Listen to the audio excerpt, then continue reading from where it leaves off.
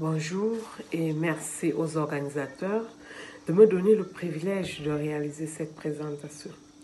Je suis Mongongwa Rosette du Cameroun, conseillère d'orientation scolaire, universitaire et professionnelle, membre d'un réseau international des gestionnaires en éducation, constitué en association internationale qui compte à ce jour des associations nationales dans une dizaine de pays d'Afrique francophone, notamment le Cameroun, le Bénin, le Mali, la Mauritanie, le Burkina Faso, le Niger, le Sénégal, la Côte d'Ivoire, le Tchad et le Togo. C'est dans ce contexte de communauté d'apprentissage professionnel que nous avons réalisé notre recherche sur le thème professionnalisation, formation initiale et formation continue des gestionnaires des systèmes éducatifs en vue de la réussite scolaire. Le contexte de notre recherche nous permet de relever que toutes les organisations internationales et les intervenants dans le domaine de la qualité de la gestion soulignent l'impact significatif de la qualité de la gestion sur la réussite éducative. Les organismes tels que l'IIPE, l'OCDE, l'OIF, la COUFEMEN soulignent l'impact de la gestion comme l'un des principaux, voire le principal facteur de réussite scolaire. Comme le relève l'UNESCO, le domaine le plus souvent négligé en matière de politique éducative est sans doute la sélection et la formation des responsables éducatifs, notamment ceux qui ont le devoir de concrétiser la vision du gouvernement et de faire progresser l'acquisition des apprentissages fondamentaux. La recherche sur la mise en œuvre des stratégies COFEMEN ainsi que nos recherches associatives nous ont permis de vérifier l'absence de formation initiale et continue des gestionnaires en éducation, l'absence du statut des gestionnaires qui sont très souvent des enseignants à des postes de gestion, le processus de nomination sans exigence de compétences, mais plutôt de l'ancienneté ou des contacts sociaux ou professionnels.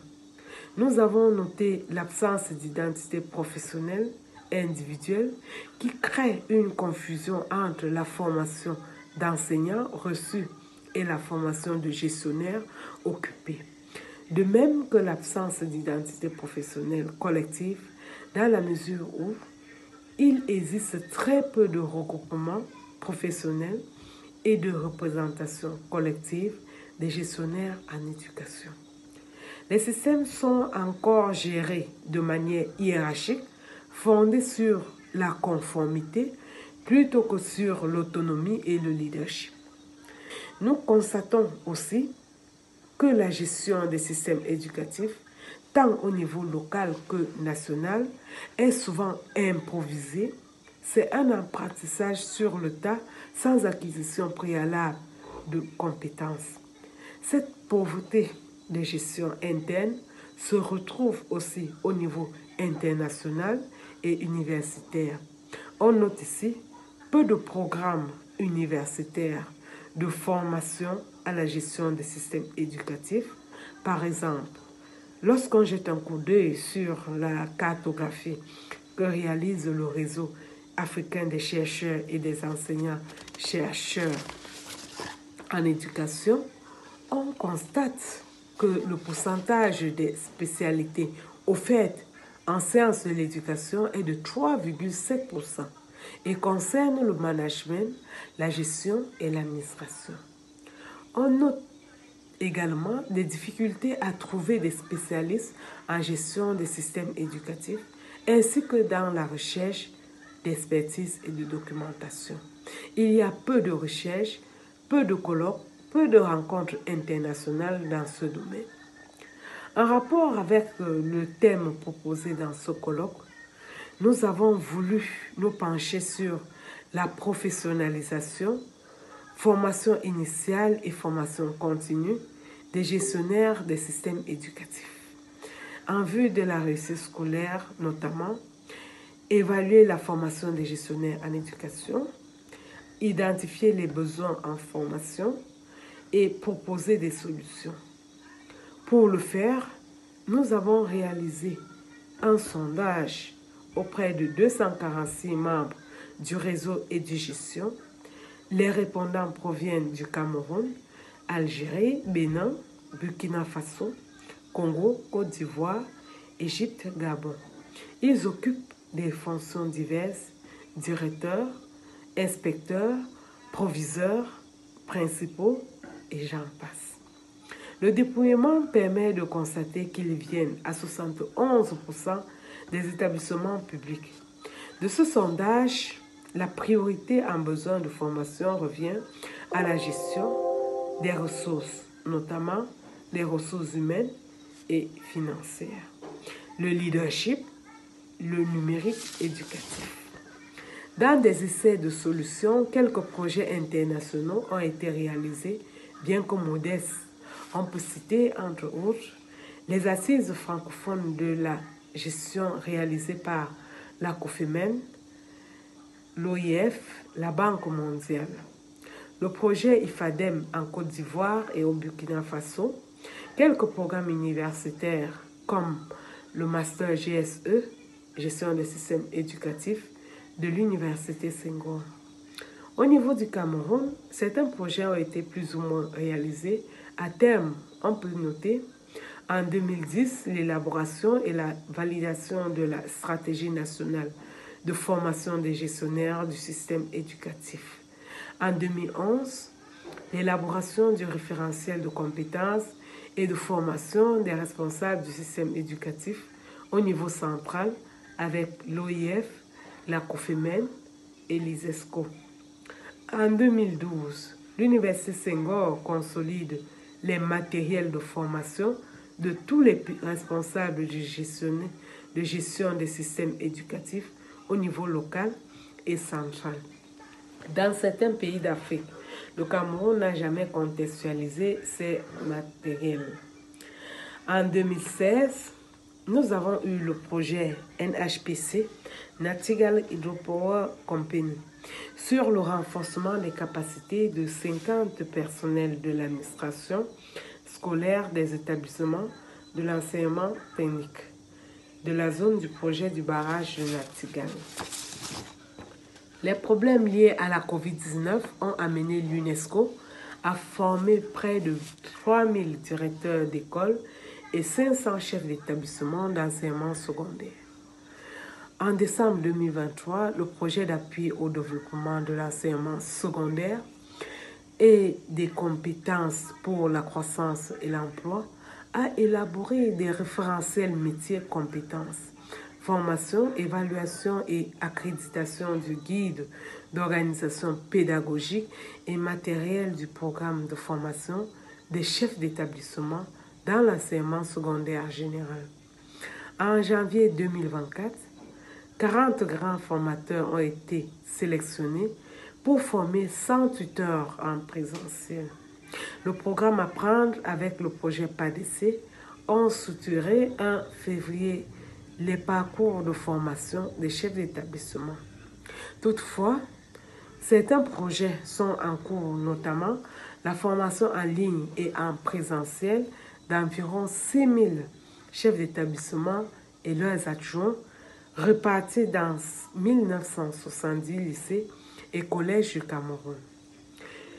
Considérant le contexte dans lequel notre recherche a été effectuée, celui de l'absence de formation initiale et l'insuffisance des formations continues en gestion éducative, quelles sont les perspectives que nous pouvons envisager? Dans les activités de notre association Édugestion, nous référons souvent au modèle 70-20-10 qui souligne qu'au nord comme au sud, dans les organisations privées, la formation officielle ne compte en général que pour 10% de l'apprentissage en gestion des managers, alors que la formation sociale, c'est-à-dire l'apprentissage par les échanges avec l'entourage les collègues est de 20%. La majorité des apprentissages en gestion s'acquièrent par la formation personnelle, par l'expérimentation réfléchie à 70%. Ce modèle de formation nous amène à croire que très prochainement, la formation des gestionnaires se fera en priorité par des formations autonomes en ligne, mais que nous pourrions, à titre d'organisations internationales et d'associations nationales dans une dizaine de pays, intensifier par la création de communautés d'apprentissage professionnel sur la formation des gestionnaires scolaires. Nous avons déjà sur notre site internet, c'est-à-dire le site EduGestion, des activités de formation des gestionnaires à la fois sur leurs activités de gestion des ressources et aussi des activités d'appropriation d'outils numériques, par exemple toute la suite Google et certains autres outils qui peuvent faciliter, favoriser l'activité du gestionnaire dans les établissements scolaires. Nous espérons, comme on commence à le percevoir dans certains pays, un engagement des ministères dans la formation des gestionnaires en éducation, bien que ce soit des activités sporadiques et en général limitées à certains groupes de chefs d'établissement. Nous espérons que cette prise de conscience de l'importance de la gestion se répandra progressivement à l'intérieur des systèmes éducatifs. Nous espérons aussi un engagement des organisations internationales, certaines d'entre elles notamment la COFEMEN, l'OIF, l'IFADEM, le programme Apprendre, l'IIPE, amorcent des formations des gestionnaires dans certains projets prometteurs et nous espérons qu'avec le temps, la communauté internationale accordera une place de choix à la gestion des systèmes éducatifs tels que prévus par les tests officiels. Sur le plan national, il est important d'utiliser les ressources disponibles telles que les politiques nationales de formation des gestionnaires, les GSE, gestion et système éducatif, regroupés en associations EduGestion qui disposent d'une expertise en gestion des systèmes éducatifs, en ingénierie de formation, en formation à distance et en tutorat.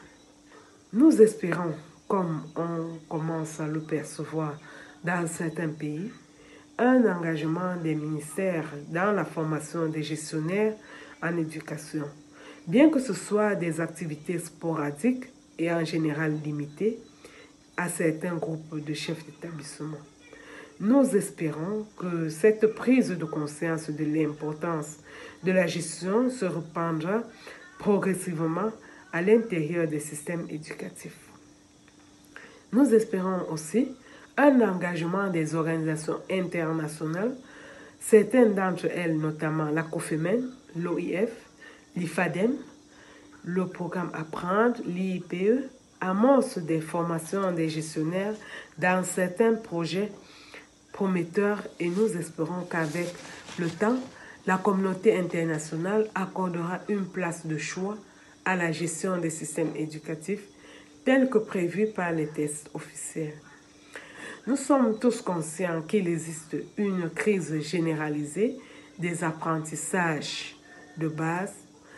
Pour le résoudre, il faut un changement de paradigme, de modèles mentaux, car la non-valorisation de la gestion contribue à la crise des apprentissages. Il devient alors important d'adopter une vision systémique en complément de l'approche scientifique traditionnelle, de même qu'une démarche hybride à la fois descendante et ascendante pour profiter des compétences et de l'engagement du personnel, tant au niveau local qu'au niveau national. Comme le disait Albert Einstein, nous ne pouvons pas résoudre nos problèmes avec la même pensée que nous avions quand nous les avons créés. Merci pour votre aimable attention. Et si certains d'entre vous veulent travailler avec nous sur l'amélioration de la gestion des systèmes éducatifs. Merci de communiquer avec nous grâce aux coordonnées qui sont disponibles sur notre site internet Édugestion. Une fois de plus, je vous remercie.